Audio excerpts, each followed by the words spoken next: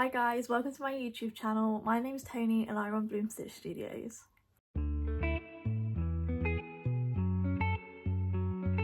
I thought it'd be fun to do a Q&A for my first video so that you guys can get to know me a little bit better as a crocheter, and also to answer some questions that get asked a lot on my Instagram and TikTok. Whilst I answer these questions, I'm going to be working on my Granny Stitch star blanket, which if you follow me on TikTok and Instagram, you will have seen this, and it just needs to be bigger.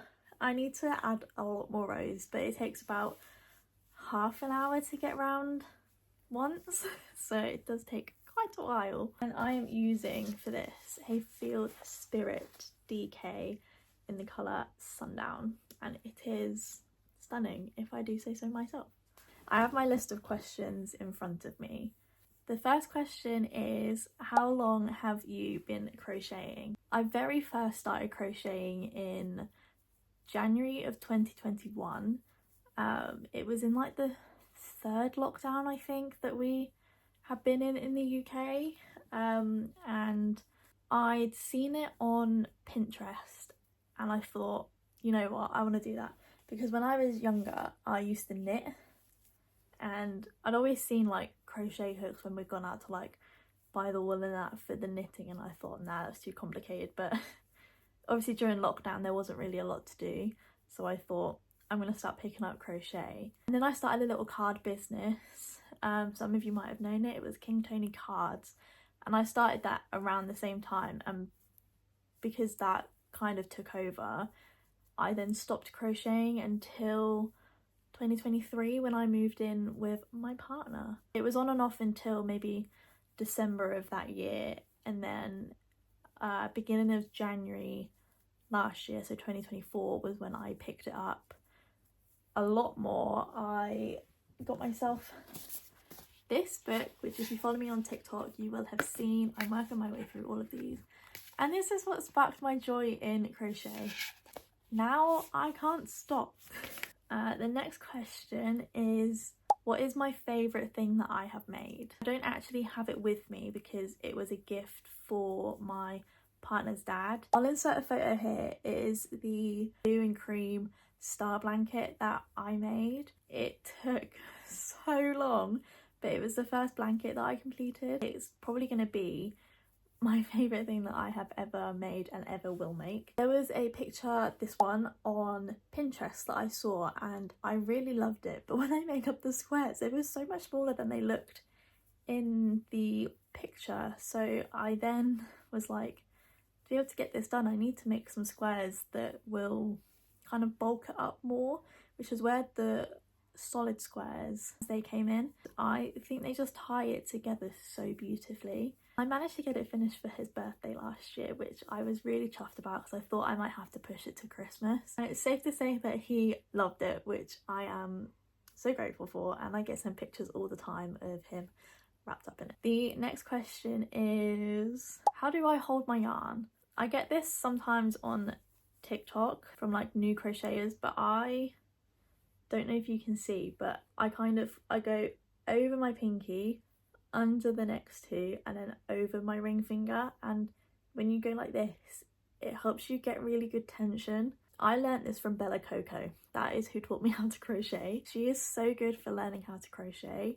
The next question I got asked was, how tight is your tension? And I would say I've got quite tight tension. I do block my granny squares when I make them to kind of stretch them out, because if not they go a bit wonky. Sometimes it's really good that I have tight tension, but other times it doesn't really help. Sometimes I have to really try and get my tension looser, because sometimes it is just ridiculously tight. The next question is, what is something that you want to crochet but haven't? And I've got another question that's similar, which is, what is something you want to crochet but probably never will because you can't be bothered? I have a list of things that I want to make this year. Probably the top thing on that list is this poncho by Cameron Kane.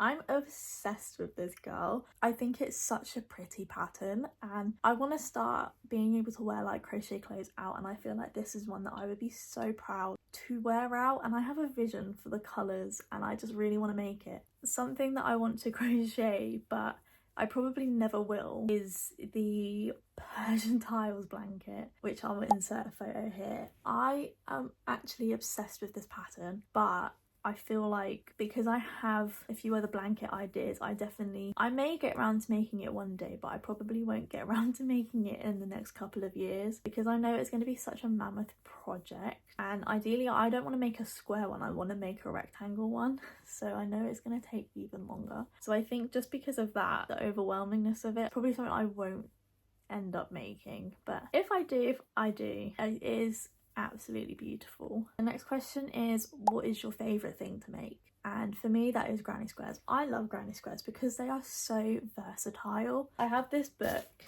and I'm obsessed with it, and there's some squares in here that I cannot wait to like use to make like other things. Like there are these animal squares, and I think a little baby blanket out of these animal squares would be adorable, and then you mix and match them with just like a solid granny square.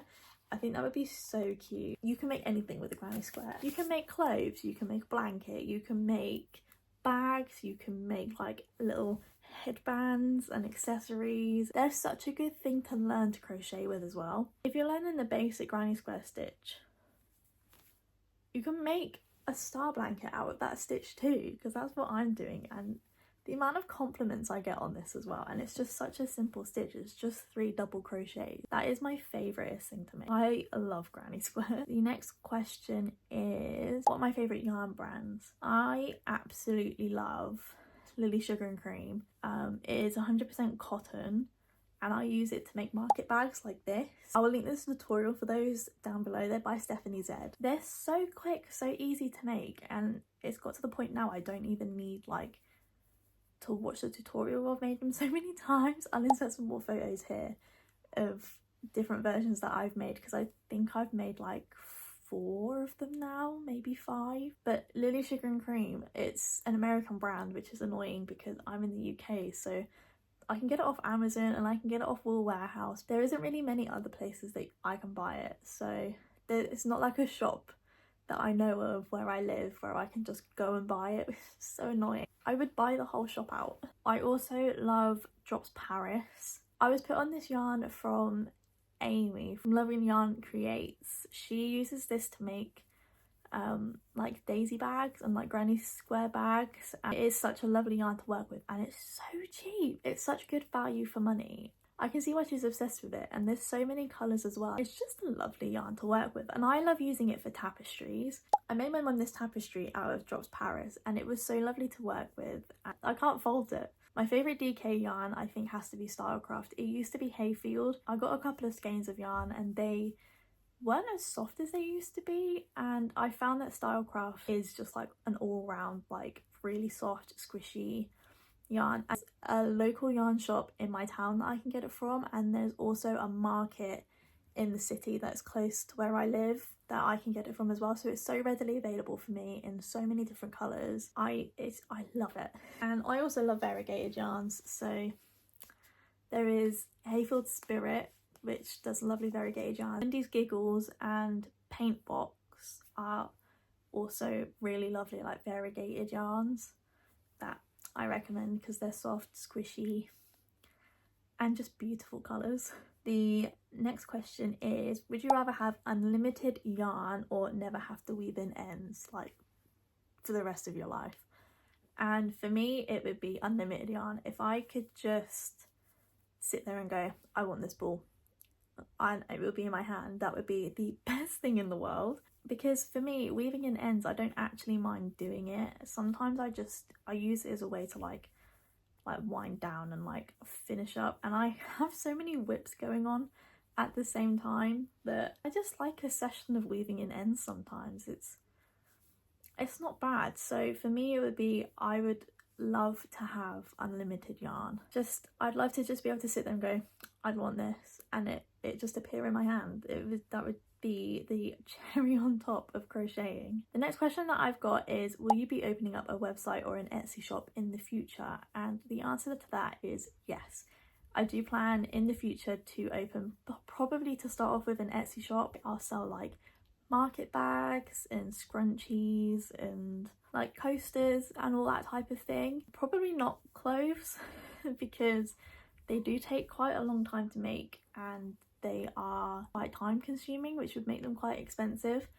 But definitely littler things, not plushies though, because I don't enjoy making plushies. I'm much more of like, I like making flat things and not 3D things. So yeah, definitely in the future I'm planning on making an Etsy shop, and I will film the whole process for you so that you guys can come along with me. And the final question is, do you take commissions?